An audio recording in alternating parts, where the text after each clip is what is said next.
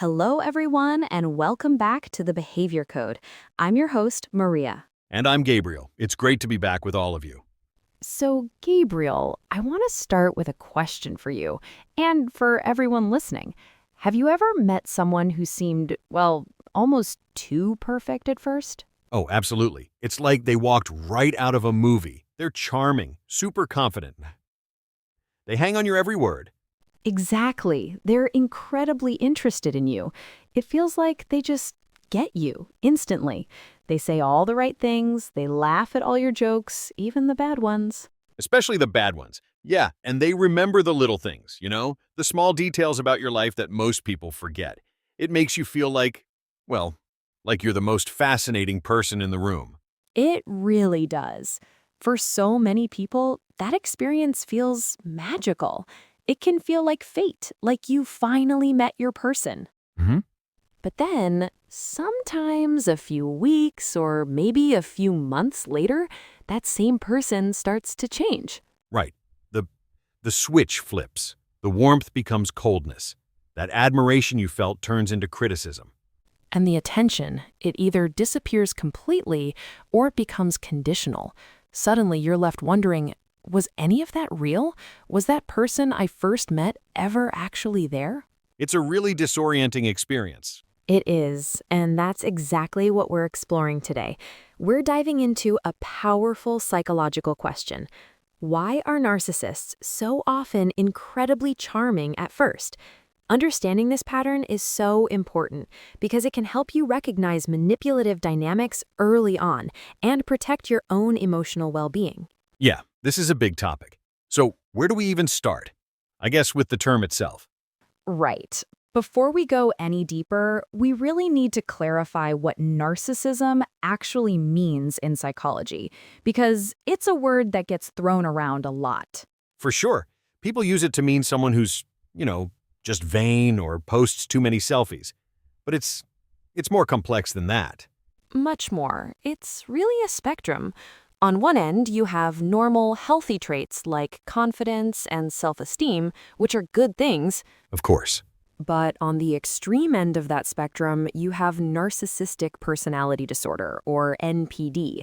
And that's a clinical diagnosis where individuals display these pervasive patterns of grandiosity, a deep sense of entitlement, and a constant, profound need for admiration from others. So it's not just about liking yourself, it's about a fundamental need to be admired by everyone else. Precisely. But regardless of where someone falls on that spectrum, whether they have full-blown NPD or just strong narcissistic traits, they tend to share several core psychological characteristics. Okay, like what? Well, there's that strong desire for validation we mentioned, but also, and this is key, a very fragile internal self-image. It's like a house of cards. They also typically have great difficulty with empathy, with truly feeling what another person is feeling, and a tendency to prioritize their own needs, always, above everyone else's. That's the paradox, isn't it? This grand, confident exterior, but underneath it's fragile. Could we break those down a bit? For instance, what does grandiosity really look like in day-to-day life? It's more than just being a bit arrogant, right? It's the central paradox, and it leads to this other strange contradiction. Many narcissists are extremely skilled socially. They can be masters of the first impression. Absolutely. Grandiosity isn't just high self-esteem. It's an unrealistic sense of superiority. A person with grandiose tendencies might genuinely believe they are more intelligent, more talented, or just plain better than everyone else, even without any evidence to back it up. They might exaggerate their accomplishments or talents. Which brings us right back to the charm. So they create their own reality, in a sense. What about the entitlement piece? How does that show up? Exactly. And one of the biggest reasons they appear so charming, especially early on, is a tactic psychologists call love bombing. Love bombing. Okay, I've definitely heard this term before. It sounds kind of sinister, even though it has the word love in it. It can feel wonderful at the time, but the intention behind it is what makes it manipulative.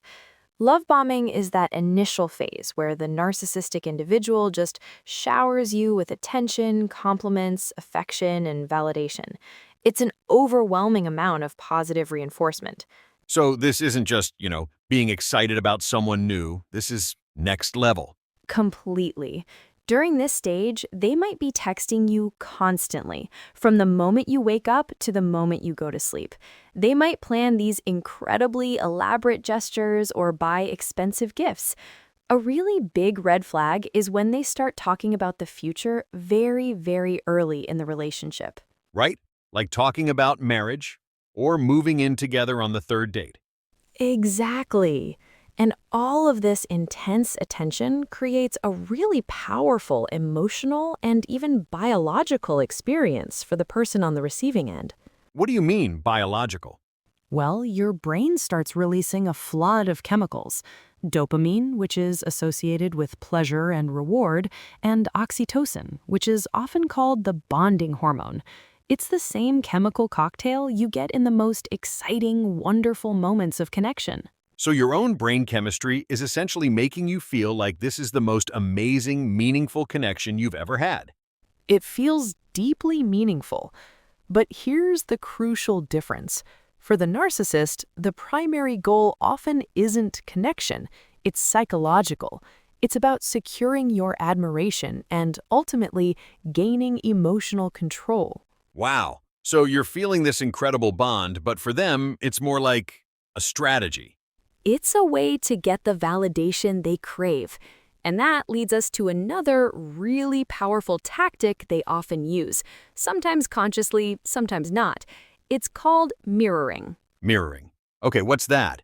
Mirroring is when someone reflects your own interests, your values, your sense of humor, even your personality traits, right back to you. Oh, I think I know what you mean. Like, you mention you love to travel, and suddenly they're a world traveler too. Yes, or you say you care about fitness, and all of a sudden, fitness is their greatest passion.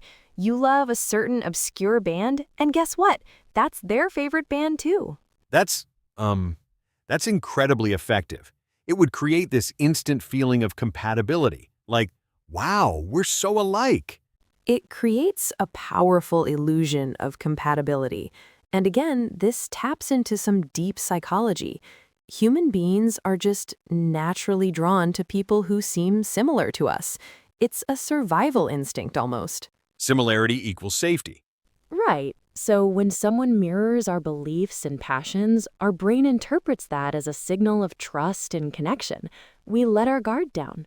But the narcissist might not actually share any of those traits. They're just adopting them?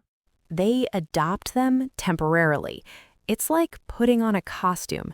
It's all in service of strengthening that initial bond and maintaining the flow of admiration. They become who you want them to be, so you'll give them what they need. That is so manipulative. It's like building a relationship on a foundation of nothing. It's a mirage. It is. And when you combine love bombing and mirroring, you can see how someone could get swept away so easily. Totally. And I imagine there's a third piece to this puzzle, something we touched on at the beginning. Just plain old confidence. Yes, let's talk about that. Because narcissists almost always appear incredibly confident. And confidence is, one of the most universally attractive traits in human psychology. We're drawn to it. Someone who speaks assertively, makes eye contact, seems sure of themselves. We perceive them as charismatic, as leaders. We do, but here again, there's a catch. Narcissistic confidence can sometimes be an illusion. It's not always genuine self-assurance. More often, it's a protective mask covering up that deep insecurity we talked about earlier. The fragile ego. That's the term psychologists sometimes use, a fragile ego structure. Because their internal self-esteem is so unstable, they rely almost entirely on external admiration to maintain their sense of identity. The confidence is a performance designed to get that admiration.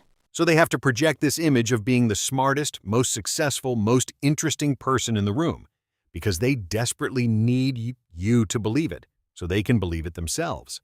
You've hit the nail on the head. Their sense of self is outsourced. It depends on you. Which, makes you realize that this charm isn't just a personality trait. It's a tool. That's a perfect way to put it. For many narcissists, charm isn't accidental. It functions as a social strategy. They've learned that it works. They learn through experience, a lifetime of it, that being likable, entertaining, and charismatic helps them get what they want. It helps them gain access to opportunities, to relationships, to influence. You can see how that would play out in different areas of life. At work, it might look like amazing networking skills. Networking brilliance? With friends, it could be that person who's always the life of the party, the one with the best stories. And in romantic relationships, it shows up as that intense, overwhelming romantic attention we've been talking about. But the key is that it's all a means to an end. Yes. The key psychological point here is that charm becomes a tool. And like any tool, it can be picked up and put down when it's no longer needed. And that must be the shift. That's when the charm fades. That's the shift. It's a pattern that so many people who have been in these types of relationships describe. This dramatic, confusing change after that initial intense stage. So, what's actually happening there? Psychologically, I mean. Why does the mask come off? It's because the tool is no longer necessary. Once the narcissist feels secure, once they believe that your admiration or emotional control has been firmly established, their behavior can change drastically. The charming part of the job is done. It is. And so the attention decreases, the compliments stop, and criticism increases. The emotional warmth that felt so constant, it now becomes inconsistent, or it disappears altogether. You're left walking on eggshells. So the goal changes. The goal changes completely. The narcissist is no longer focused on winning you over.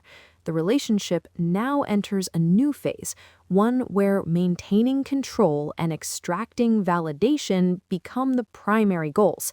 The chase is over, and now it's about possession. And that dynamic must be just incredibly confusing for the other person.